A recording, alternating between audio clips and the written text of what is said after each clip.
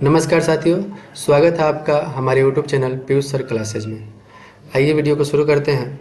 हमारा पहला प्रश्न है, कैल्शियम नाइट्रेट में वान हाफ गुणक होता है। Option A 1, option B 2, option C 3, option D 4। किसी भी यौगिक का वान हाफ गुणक निकालने के लिए सबसे पहले ये देखा जाता है कि वो यौगिक अगर जलीय विलयन में वियोजित होगा तो कितने आयन देगा। तो कैल्शियम नाइट्रेट अगर वियोजित होगा तो क्या क्या देगा, कौन कौन से आयन देगा। तो कैल्शियम नाइट्रेट से मिलेगा Ca2+ यानी कैल्शियम आयन, और साथ में मिलेगा नाइट्रेट आयन, साथ में मिलेगा नाइट्रेट आयन। लेकिन नाइट्रेट आयन कितने मिलेंगे? दो दो नाइट्रेट आयन मिलेंगे। ठीक है, तो कुल मिलाकर यहाँ कितने आयन हो रहे हैं? कैल्शियम का एक आयन और नाइट्रेट का दो आयन, तो ये हमारा हो गया 3। इस प्रकार इसका सही आंसर है ऑप्शन सी 3। ऑप्शन ए गलत है, ऑप्शन बी और डी भी गलत है, ऑप्शन सी इसका राइट आंसर है 3। चलिए अगला प्रश्न देखते हैं। 0.1 एम बेरियम नाइट्राइट घोल का वान हाफ गुणांक 2.74 है तो विघटन स्तर है। यहाँ पे बेरियम नाइट्राइट की सांद्रता दे रखी है 0.1 मोलर और वान हाफ गुणांक भी दे रखा है 2.74, तो विघटन स्तर बताना है। तो यहाँ भी हम देखते हैं कि बेरियम नाइट्राइट अगर वियोजित होगा तो कौन कौन से आयन देगा। बेरियम नाइट्राइट अगर वियोजित होगा तो ये हमें देगा बेरियम आयन और साथ ही साथ हमें देगा नाइट्राइट आयन, दो दो नाइट्राइट आयन देगा, यानी कुल मिलाकर के यहाँ भी हमें 3 आयन मिलेंगे। यहाँ और भी दे रखा है वान हाफ गुणांक दे रखा है। वान हाफ गुणांक आई बराबर दे दिया है पहले ही, आई बराबर 2.74। वान हाफ गुणांक दे दिया है 2.74। ठीक है, आई बराबर क्या होता है, वान हाफ गुणांक बराबर क्या होता है? वान हाफ गुणांक का फॉर्मूला होता है साम्यावस्था पर कुल मोलों की संख्या, कुल मोलों की संख्या, मोलों की संख्या बटा प्रारंभ में कुल मोलों की संख्या, प्रारंभ में कुल मोलों की संख्या, कुल मोलों की संख्या, कुल मोलों की संख्या। अब यहाँ हम देखेंगे t बराबर 0 पर, यानी जब समय 0 है और उस समय मान लिया कि बेरियम नाइट्राइट का 1 मोल है, तो उस समय हमारे पास बेरियम आयन और नाइट्राइट आयन 0 मोल और 0 मोल है। साम्य अवस्था पर यदि, साम्यावस्था पर यदि बेरियम आयन अल्फा मोल हो जाए और नाइट्राइट आयन भी हो जाएगा 2 अल्फा, क्योंकि एक बेरियम आयन के साथ 2 नाइट्राइट आयन आते हैं, तो 1 अल्फा मोल के साथ 2 अल्फा मोल नाइट्राइट आयन होगा। और साथ ही बेरियम नाइट्राइट में से 1 मोल में से माइनस हो जाएगा अल्फा मोल। तो साम्यावस्था पर कुल मोलों की संख्या कितनी हुई? साम्यावस्था पर, साम्यावस्था पर कुल मोलों की संख्या बराबर कुल मोलों की संख्या बराबर 1 minus alpha plus alpha plus 2 alpha. यहाँ माइनस अल्फा और प्लस अल्फा कट गया तो बचा 1 प्लस 2 अल्फा। ये जो 1 प्लस 2 अल्फा है ये साम्य अवस्था पर कुल मोलों की संख्या है। कब की है? साम्य अवस्था पर कुल मोलों की संख्या है। और प्रारंभ में मोलों की संख्या कितनी है? प्रारंभ में मोलों की संख्या बराबर कितनी है, तो 1 मोल है।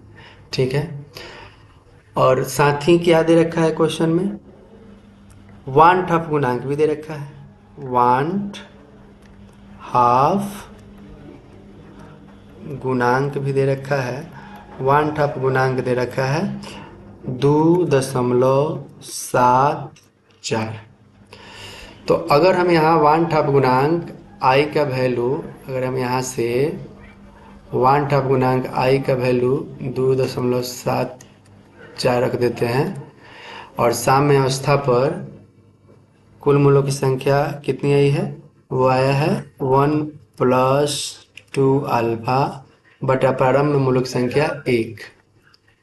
अब यहाँ हम तिर्यक गुणन करेंगे यानी क्रॉस मल्टीप्लिकेशन करेंगे, तो हमें मिलेगा 1+2 अल्फा इज इक्वल टू 2.74, 2.74, या 2 अल्फा बराबर 2.74 माइनस 1, या 2 अल्फा बराबर 1.74।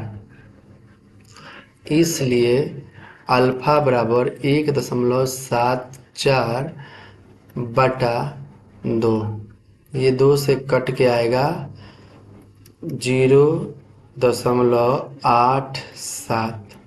इसी को अगर प्रतिशत में बताना हो तो इंटू 100 कर देते हैं, तो ये हो जाएगा 87%।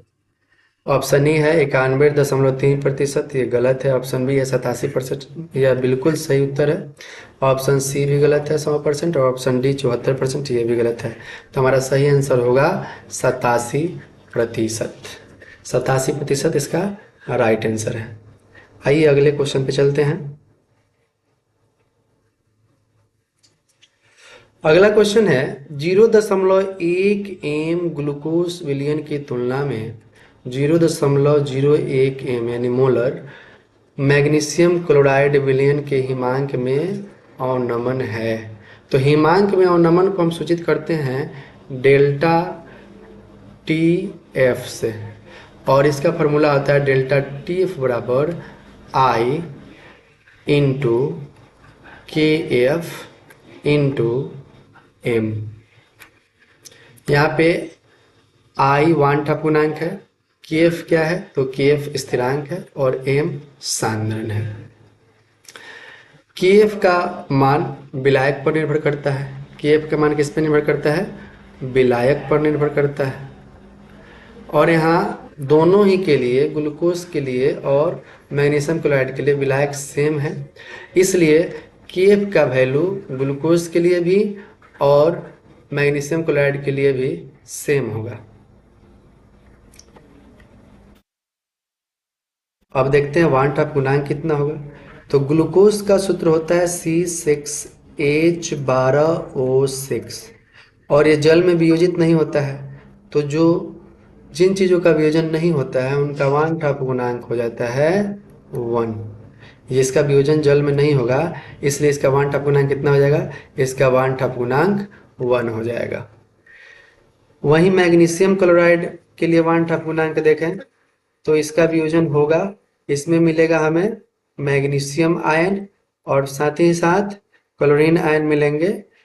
और जब भी एक मैग्नीशियम क्लोराइड का वियोजित होगा तो एक मैग्नीशियम आयन मिलेगा और 2 क्लोरीन आयन मिलेंगे। तो इसके लिए वांट हाफ गुणांक हो जाएगा 1+2 बराबर 3, यानी आई बराबर इसके लिए होगा 3। अगर हम ग्लूकोज के लिए हिमांक का अवनमन TF1 मान लें और मैग्नीशियम क्लोराइड के लिए हिमांक का अवनमन TF2 मान लें, तो अलग अलग इसका मान निकालेंगे। डेल्टा TF1 बराबर आई का वैल्यू ग्लूकोज के लिए 1 है, तो 1 गुना KF इंटू सांद्रण, तो दोनों का समान है। इसी प्रकार से अगर हम TF2 निकालें, TF2 मतलब मैग्नीशियम क्लोराइड के लिए हिमांक का अवनमन, तो यहाँ निकलेगा आई का वैल्यू यहाँ पे है 3, यानी 3 इंटू के एफ इंटू एम, सांद्रता तो समान ही है।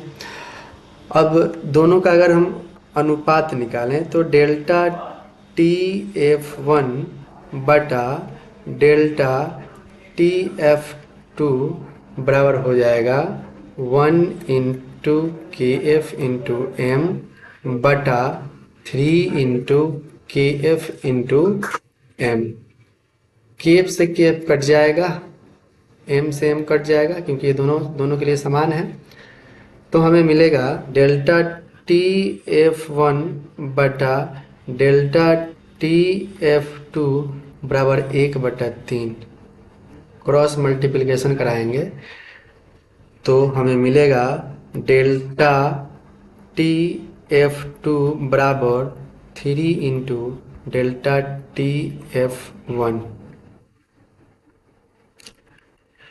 तो हमें कितना मिला, डेल्टा टी एफ टू जो है, यानी डेल्टा टी एफ टू किसके लिए है, मैग्नीशियम क्लोराइड का जो हिमांक में अवनमन है वह ग्लूकोज विलयन के हिमांक के अवनमन की तुलना में 3 गुना है। तो ऑप्शन ए कह रहा है समान, जो कि नहीं होगा, गलत है। ऑप्शन बी लगभग 2 गुना, ये भी गलत है। ऑप्शन सी लगभग 3 गुना, ये बिल्कुल सही आंसर है। ऑप्शन डी लगभग 6 गुना, ये भी गलत है। तो हमारा सही आंसर हो जाएगा ऑप्शन सी, लगभग 3 गुना।